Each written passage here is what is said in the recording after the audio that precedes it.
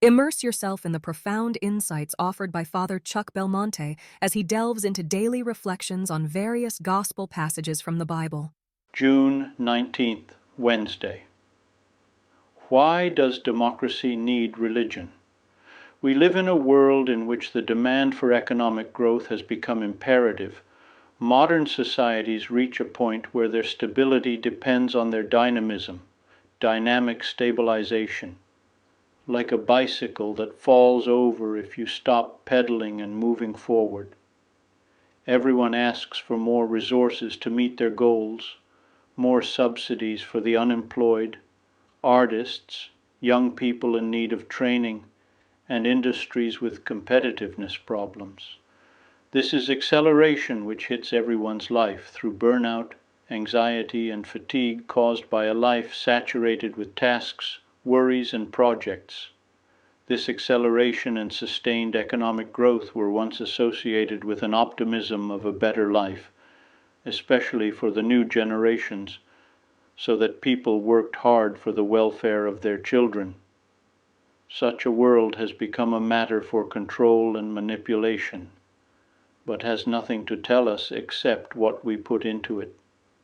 We need resonance, a relationship of mutual understanding or trust and agreement between people. Resonance implies several things: that something challenges me and forces me to stop and pay attention. Resonance is not always harmony and agreement. That something forces me to respond, to think, to reason. That something helps me to be transformed in the way I act, feel, or think. That it not only adds something to what I have already acquired, but that it changes and transforms me for the better. It is not cacophony like the bell that rings over and over again to announce the same thing. It is not the satisfaction of always hearing what pleases me. Why has the world stopped resonating? Democracy is about expanding the number of voices so that everyone can express themselves freely. But what is the point of multiplying voices if no one listens anymore? Here, religion has its intrinsic strength when it tells me my existence is not based on a silent, cold, hostile, or indifferent universe, but on a receptive relationship. Democracy needs a listening heart, and that heart can be provided by religion as an experience of radical openness to a world where God still dwells.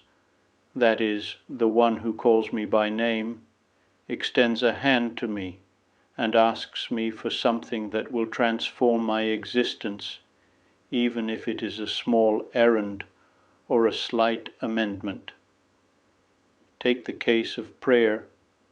Praying is an interior experience, but at the same time a disposition of the spirit that seeks and awaits something that comes from outside, placing oneself in the hands of another, listening, allowing oneself to be moved and responding, at least when prayer is not monotonous prayer and pure eagerness to manipulate the will of God, but openness to the unheard of and unavailable. Some excerpts from Eduardo Valenzuela C. I would be delighted to extend an invitation to you once again tomorrow for another insightful reflection on the gospel by Father Belmonte.